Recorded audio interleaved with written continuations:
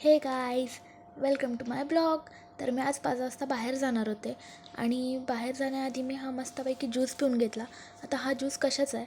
हा मी पालकचा ज्यूस केलेला होता आणि मी आज मंदिरात जाणार होते स्वामींच्या. तर स्वामींचं मंदिर बंदच होतं, त्यामुळे मग सगळ्यात पहिले दत्त महाराजांच्या मंदिरामध्ये गेले. स्वामींच्या मंदिरासमोरच मंदिर आहे हे महाराजांचं. मग इकडे दर्शन घेतलं. गर्दी नव्हती त्यामुळे खूप छान दर्शन झालं. मस्तपैकी इकडे दर्शन घेतलं आणि इकडे सगळे फोटोज होते. स्वामींचाही फोटो होता इकडे. मग मस्त दर्शन घेऊन झालं. तोपर्यंत मग स्वामींचं मंदिर उघडलेलं होतं. हे असं इथे काही सुविचार लिहिलेलं होतं स्वामींच्या मंदिरामध्ये. स्वामींचं दर्शन घेतलं. इथेही काहीच गर्दी नव्हती त्यामुळे पटकन दर्शन झालं. आणि हे असं काही मंदिरामध्ये फोटो लावलेले होते छानपैकी.